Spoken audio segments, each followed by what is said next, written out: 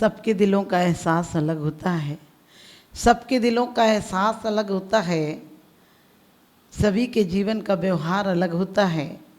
आंखें तो लगती हैं सबकी एक सी देखने में, आंखें तो लगती हैं सबकी एक सी देखने में, लेकिन सबके देखने का अंदाज अलग अलग होता है, सबके देखने का अंदाज अलग अलग होता है। कोई जीवन को सुगंध से भर देता है, कोई दुर्गंध से भर देता है, कोई जीवन में खुशबू लुटाता है, कोई बदबू पैदा कर देता है, कोई जीवन में सुखों का अंबार लगा देता है, कोई दुखों की खाई खोद देता है, कोई जीवन में परमात्मा हो जाता है तो कोई पतित आत्मा हो जाता है, कोई लोगों के लिए सहारा हो जाता है, कोई किसी को बेसहारा कर देता है। क्योंकि जीने का अंदाज अलग अलग होता है, देखने का अंदाज अलग अलग होता है। दुनिया एक सी होती है। लोग कहते हैं आज का दिन बहुत शुभ दिन है, दिन शुभ नहीं होता, दिन तो दिन ही होता है। क्योंकि दिन तो जिस तरह से रोज़ निकलता आज भी निकलता है, लेकिन जिस दिन तुम्हारा मन अच्छा होता है उस दिन तुम्हें शुभ दिन लगता है, और जिस दिन तुम्हारा मन खराब होता है वो दिन तुम्हें अशुभ लगता है। न दिन शुभ होता है न दिन अशुभ होता है। आपके घर उस दिन कोई मंगलकारी हो जाए तो आपको दिन शुभ लगता है, और यदि आपके घर में जवान मौत हो जाए तो आपको दिन अशुभ लगता है। वास्तव में दिन शुभ अशुभ नहीं होते हैं, हमारी देखने की हमारी सोचने की धारणाएं शुभ और अशुभ होती हैं। हम जीवन में किस तरीके से लेते हैं बातों को, क्योंकि फूल खिले होते हैं, लेकिन जब आप खुश होते हैं तो आपको खिले हुए फूल नज़र आते हैं, और जब दुखी होते हैं तो आपको कांटों नज़र आते हैं। आप परमात्मा को कोसते हो कि क्या कांटे ही कांटे दुनिया में दिए हैं। इसी प्रकार से अब जब जानते हैं कि जीवन में सब कुछ मिल सकता है, आपके हाथ में है, तो अपने हाथ में आप एक सौदागर की तरह, आप एक व्यापारी की तरह अपना धन कमाते हैं, गांठ का भी लुटा कर जाते हैं। यदि आप धन कमाते हैं तो आप बुद्धिमान हैं, अपने बाप के नाम को रोशन करते हैं। क्योंकि कुछ होते हैं जो रोडपति के बेटे भी करोड़पति हो जाते हैं, और कुछ होते हैं करोड़पति के बेटे रोडपति हो जाते हैं। हमें ये नहीं देखना हम रोडपति होते हैं या करोड़पति होते हैं, हम जीवन में वो संपदा कमा कर जाएं जो इस जन्म में नहीं, किसी जन्म में हमें दरिद्री नहीं होना पड़े। दरिद्री वो नहीं होता है जिसके पास पैसा नहीं हो, दरिद्री वो नहीं होता जिस पे मकान नहीं हो, दरिद्री वो नहीं होता है जो किसी प्रकार से लाचार हो, दरिद्री वो होता है जिसका मन बहुत छोटा होता है। कहते मांगना हो तो परमात्मा से मांगना, मांगना हो तो परमात्मा से मांगना, दे दे तो उसका आशीर्वाद, और ना दे दे तो किस्मत। लेकिन किसी लोगों से कुछ मत मांगना, लोगों से कुछ मत मांगना, क्योंकि दे दे तो समझो एहसान, और ना दे दे तो जिल्लत, बदनामी। नहीं देगा भी सामने वाला तो भी आपको समझ लेगा, आपकी हैसियत समझकर आपसे रास्ता किनारा कर लेगा, आपसे दूर हो जाएगा। क्योंकि उसे जिस दिन पता चलेगा कि अब इन पे कुछ नहीं रहा, उसी दिन लोग धीरे धीरे करके किनारा कर लेते हैं। बड़ा आदमी किसी को कुछ देता नहीं है, लेकिन बड़े आदमी का एक भपका ही अलग होता है। लोग सोचते हैं बड़ा आदमी कुछ दे कर जाएगा, हालांकि बड़ों का दिल बहुत छोटा होता है।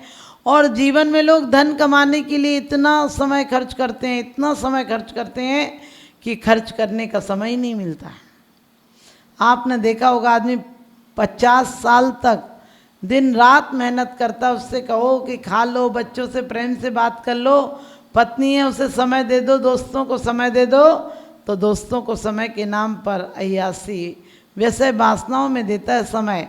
दुर्गुणों को अपना साथी बनाता है, लेकिन सद्गुणों को अपना साथी नहीं बनाता है। हमारे आचार्यों ने कहा है यदि तुम्हें जीवन में सुख चाहिए तो सज्जनों को अपना साथी बनाना, अपने जीवन को निर्भर रखना। तैरती लाश को देखकर ये ख्याल आया कि बोझ शरीर का नहीं था, बोझ ख्वाबों का था, बोझ वासनाओं का था, बोझ कामनाओं का था, बोझ हमारी आकांक्षाओं का था, और वो बोझ हमें अच्छे से जीने नहीं दे रहा था।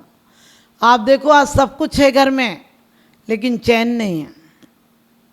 सुविधाओं के नाम पर आज इतनी सुविधाएं की हैं कि आदमी पंछियों की तरह आकाश में उड़ने लगा है, और मगरमच्छ की तरह ज़मीन में नदी के पर तैरने लगा है।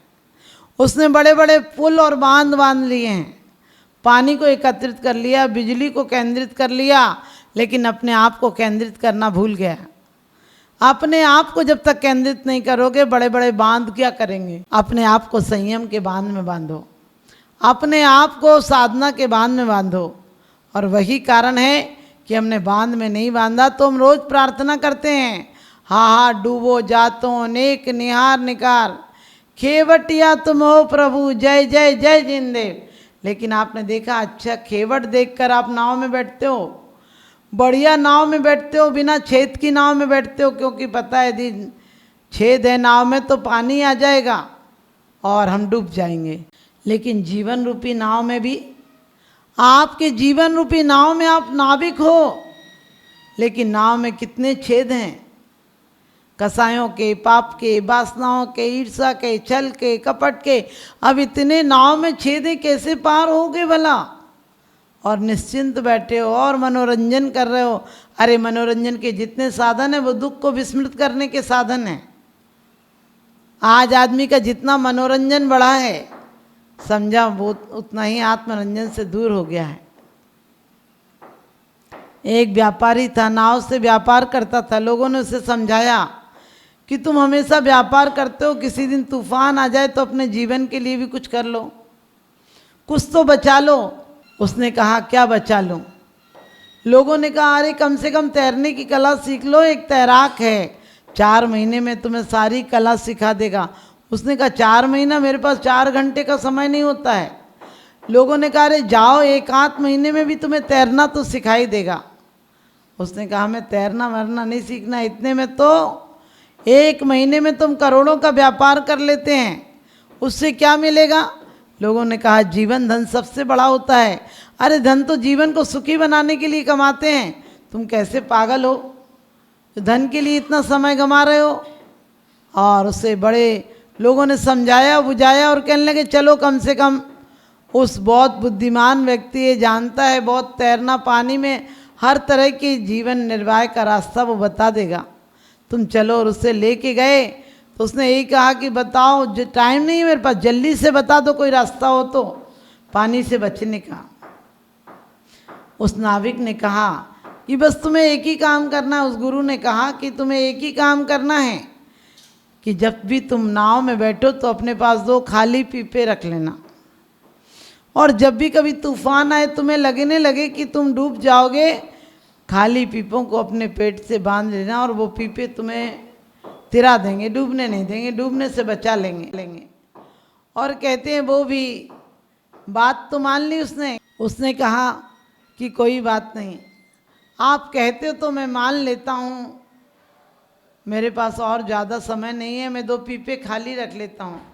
उसने 2 पीपे खाली बंद कराए, सील लगाई और नाव में रख लिए।